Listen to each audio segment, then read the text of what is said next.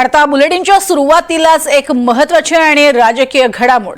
सरकारी काम आणि 6 महिने थांब ही आपल्याकडे एक म्हण आहेच। मात्र एखादं काम मंत्र्याचं किंवा त्याच्या नातलगाचं असेल तर मात्र फायलीचा प्रवास अतिशय वायू वेगाने होताना पाहायला मिळतो। याचे एक उत्तम उदाहरण समोर आलंय।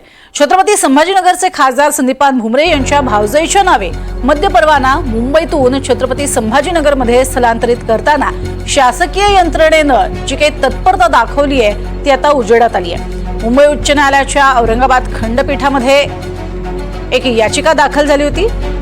2023 मध्ये झालेल्या मद्य परवाना फाईलचा हा वेगवान प्रवास आता उजेडात आलाय। संदीपान भुमरे यांच्या भावजईच्या नावे मद्य परवाना होता आणि त्याचा जो काही प्रवास झालेला आहे तो अतिशय वेगवान झाल्याबद्दल अर्थातच सरकारी कामासाठी खासदारांच्या कामासाठी एवढी तत्परता कशी काय दाखवली जाते असा प्रश्न उपस्थित केला जातोय। अधिक माहिती घेऊयात राहुल कुलकर्णी यांच्याकडनं। राहुल, नेमका पूर्ण हा प्रकार काय आहे त्याबद्दल थोडं सांगाल?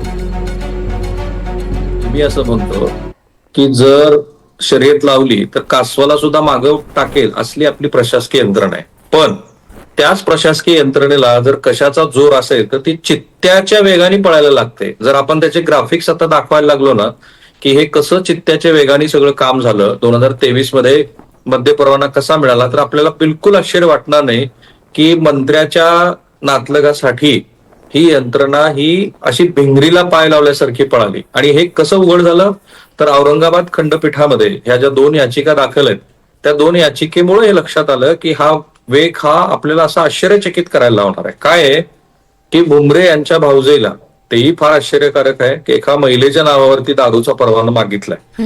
त्यांना दारूचं दुकान उघडायचं होतं, मग त्यासाठी ग्रामपंचायतीचा ठराव लागतो। कारण आपल्याकडे नियम आहे, अण्णा हजारे यांनी आंदोलन केल्यानंतर आपण ग्रामपंचायतीला ते बंधनकारक केलं की बाबा तुम्ही ते ठराव घ्या। ग्रामपंचायतीने ठराव घेतला। ठराव घेतल्यानंतर मग आता प्रश्न आला की नवीन दारू दुकानाच्या ऐवजी आपल्याला हा बांधकाम परवाना कुठून मुंबईतनं वगैरे घेता येईल का, कारण ते मुंबईत होतं। आणि मग त्याचा जो वेग आपण बघितला की 1 दिवस आधीच बांधकाम परवाना साठी अर्ज केला, त्याच्या दुसऱ्याच दिवशी मुंबईमध्येच त्या संबंधित यंत्रणेनं सुनावणी लावली, त्याच्या 3ऱ्याच दिवशी त्या संदर्भामध्ये परमिशन पण त्यांना अलॉट झाली। बरं, ज्या गावामध्ये तुम्हाला ना हरकत परवाना दिलाय तर त्याची पण पडताळणी महसूल विभागाला करावी लागते। तिकडे पण म्हणजे मुंबईत जशा गतिमान वेगाने प्रशासनाने काम केलं तसंच छत्रपती संभाजीनगर म्हणजे तेव्हाच्या औरंगाबादमध्ये गतिमान पद्धतीनं प्रशासनानं काम केलं। कारण पडताळणी करायची, मग पडताळणीसाठी उपविभागीय अधिकारी किंवा तत्सम यंत्रणा जी कोणी असेल त्यांना सांगितलं की ह्या जे काही ग्रामपंचायतीनं ना हरकत दिले त्याची पडताळणी करा। ते पडताळणी पण झाली, ती पण किती वेगाने झाली तर ज्या दिवशी अर्ज आला त्याच्या दुसऱ्याच दिवशी लगोलग मंडळ अधिकारी आणि तत्सम यंत्रणेने सांगितलं की हे सगळं बरोबर आहे। आता सगळ्यात आक्षेपार्ह भाग हा आहे की मुंबईमध्ये जो बिअर बार किंवा काय जे असेल मद्यालय त्याचा परवाना हा नूतनीकरणासाठी आल्यानंतर त्याच्या आदल्याच दिवशी छत्रपती संभाजीनगरमध्ये ही सगळी प्रक्रिया पूर्ण झाली आणि त्याच्या दुसऱ्याच दिवशी या दुकानाचं स्थलांतर झालं।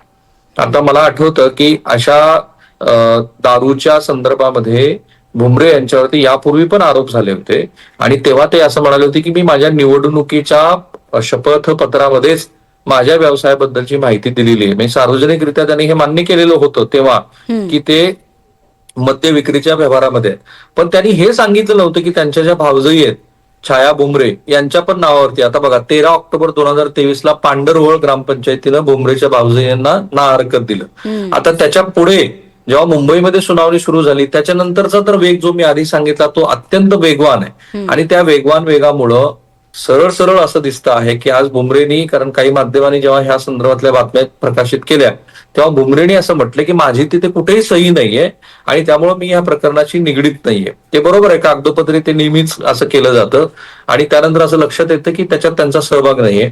8 ऑक्टोबर 2023 ला मुद्रांक शुल्क स्वयंघोषित कारण ते स्टॅम्प स्वतः अटेस्टेड घ्यावं लागतं।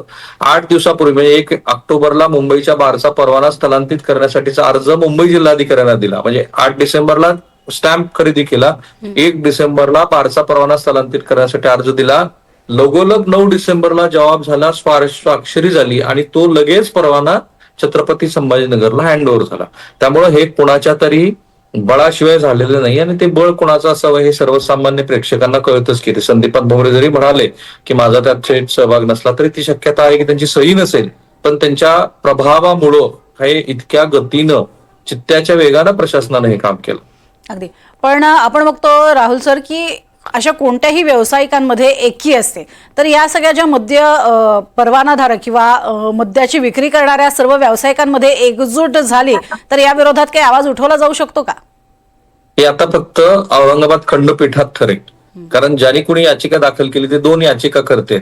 कसं आहे की हा नंबर 2चा व्यवसाय आहे हे सगळ्या जगाला माहिती आहे. वाळू विक्री हा जसा नंबर 2चा व्यवसाय आहे तसा दारू विक्री हा पण नंबर 2चा व्यवसाय आहे. त्यात सन्माननीय राजकारणी त्याच्यात आहेत, कारण स्वतःच अनेक साखर कारखानदारांच्या डिस्लरीज आहेत. त्यामुळे आता त्याला पवित्र केलेलं आहे सगळ्यांनी.